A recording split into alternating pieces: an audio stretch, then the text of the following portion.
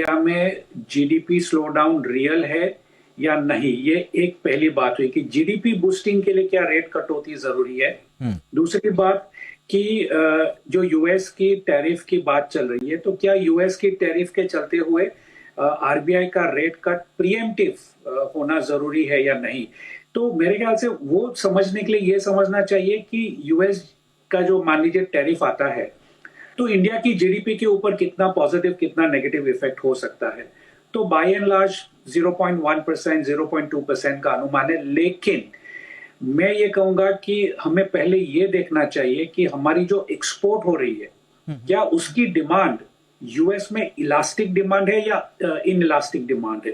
क्योंकि हमारा majority export तो इलेक्ट्रॉनिक्स का हो रहा है, उसमें भी खास करके एप्पल का जो प्राइस इनसेंसिटिव है जी।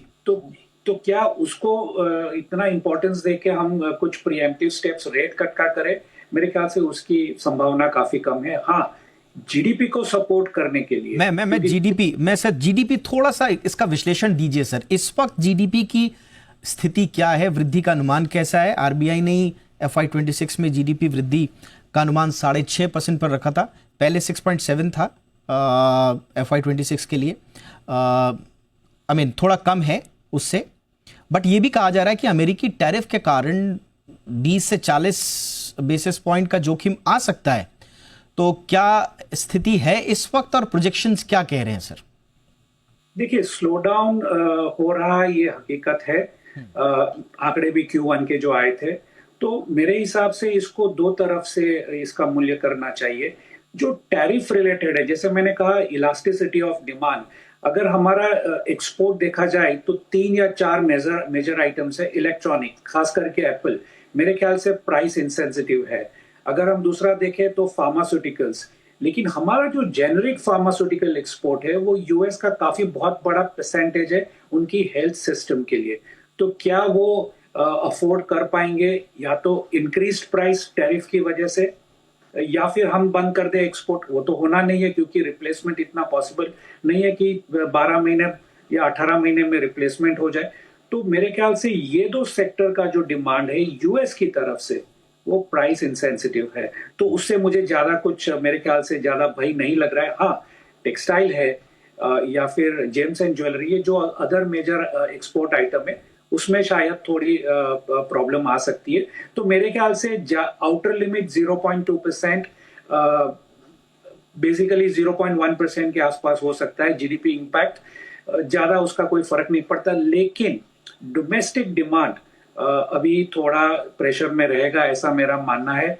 हम आईआईपी के आंकड़े भी देखें तो उसमें भी जो वॉलेटिलिटी हमको दिख रही है, खास करके सीमेंट, स्टील, जो फंडामेंटल ये जो सेक्टर्स माने जाते हैं, तो वो थोड़ा एक नेगेटिव की तरफ इंडिकेशन जा रहा है कि जीडीपी शायद सॉफ्टर टारगेट की तरफ 6.3% की तरफ जाएगा, डोमेस्टिक डिमांड की वजह से, ज्यादा ना ही कि टैरिफ। क्योंकि टैरिफ हम सिर्फ यूएस का नहीं देखना, हमें ईयू और यूके का भी देखना है, जहां पे बहुत सारी फैसिलिटी, बहुत सारा बूस्टर हमको मिल सकता है। एब्सोल्युटली।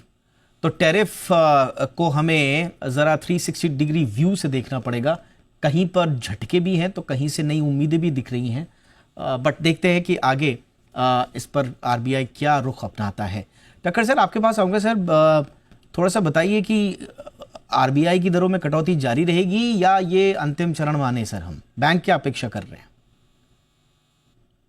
देखिए, अगर आप बैंक के पॉइंट ऑफ व्यू से अगर हम देखते हैं तो ये जो 100 बेसिस पॉइंट कटौती हुई है लास्ट 3 कॉन्जिक्यूटिव एमपीसी मीटिंग्स में, उसके एक काफी हद तक जो एक्सपेक्टेशन थी मार्केट की या इवन बैंकों की, वो फुलफिल हुई है। और जो लास्ट टाइम जब रिजर्व बैंक ने सीधा ही 50 बेसिस पॉइंट रिडक्शन की थी, तो मार्केट ने काफी अच्छा को एक्सेप्ट किया था। और ये सब इस चीज को देखते हुए की थी कि इन्फ्लेशन अंडर कंट्रोल हो रही थी। और जो अभी आंकड़े भी आ रहे हैं उसमें जो अभी लास्ट सीपीआई इंडेक्स का ओनली 2.10 आया है, जो कि वो 4% जो आरबीआई का एक बेंचमार्क है उससे काफी नीचे है।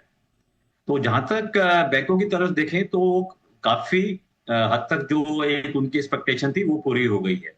अब रही गोइंग फॉरवर्ड की क्या एक्सपेक्टेशन है, मेरा ये मानना है कि आरबीआई